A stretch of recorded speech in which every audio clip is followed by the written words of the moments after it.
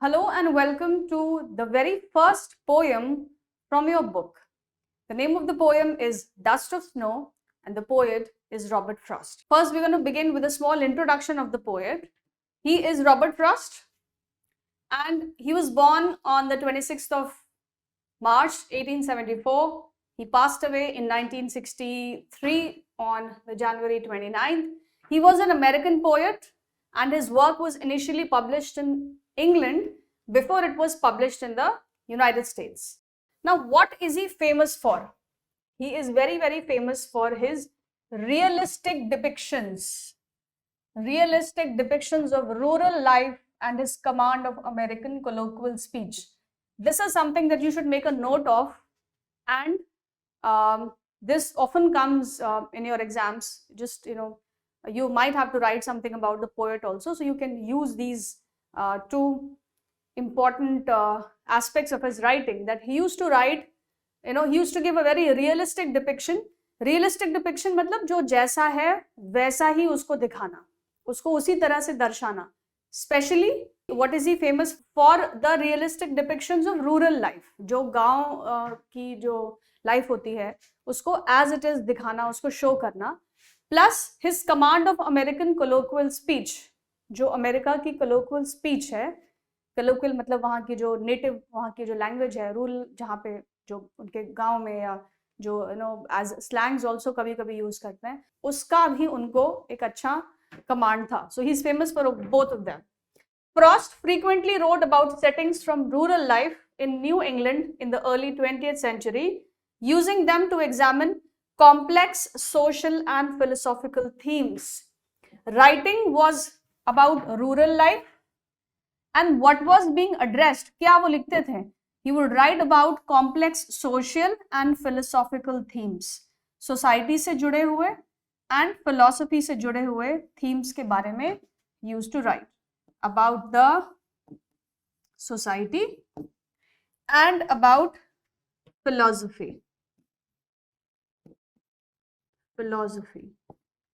Now the poem that we are going to study today addresses this one. It is revolving around this philosophical theme of sorrow and joy. That is the theme behind the poem, that how sorrow and joy both are a part of our life and how we should try to end our sorrows if we can, and if not, अगर हम नहीं भी खत्म कर पाते हैं, so at least try to be happy and cheerful in all situations. So this is this theme which the poet addresses in this particular poem. Now what is it more about? Frequently honored during his lifetime, Frost is the only poet to receive 4 Pulitzer Prizes for poetry. He became one of America's rare public literary figures, almost an artistic institution. He was awarded the Congressional Gold Medal in 1960 for his poetic works. On July the 22nd, 1961, Frost was named Poet Laureate of Vermont. So these are his works. This is some of the recognition that he's been conferred with. He received 4 Pulitzer Prizes for poetry. And he's also known as a public literary figure, almost an artistic institution बुलाया जाता है उन्हें. He was also awarded the Congressional Gold Medal in 1960 for his poetic works. And he was named as the Poet Laureate of Vermont. So please make a note of these and learn them. And whenever, if you get to write about, if you're asked to write about Robert Frost and his life and his works, you can quote all of this in your answers. It's important. Okay, let's move ahead with the poem now. The way a crow shook down on me the dust of snow from a hemlock tree has given my heart a change of mood and saved some part of a day I had rued. Now, just look at this image here. It's all very, very dark. जो एक theme है of the poem is that it's all very dark and sorrowful. This tree The tree that he's referred to is a hemlock tree. Now, what is a hemlock tree? Hemlock tree is a kind of a poisonous tree. And it's all barren. There are no flowers and nothing at all. कुछ भी नहीं है, ना फूल ना पत्तियां, कुछ भी. And who is sitting on that tree? There is a crow which is sitting on a tree. The writer, the poet, imagines himself to be sitting down the tree, beneath the tree. The way a crow shook down on me. Now, the way a crow. The way here is the manner. किस तरीके से, how a crow shook down on me the dust of snow. Now he is sitting beneath the tree. There is a crow on top, and this crow, he shakes his body, and there's some particles of dust which fall on the poet. Some parts of snow, the dust of snow falls on the poet from a hemlock tree, from this poisonous tree. Has given my heart a change of mood. Please understand till here. Yahan tak, how is the poet feeling? The poet is sitting beneath the tree and he is thinking about something. He is thinking. He is in a sorrowful mood.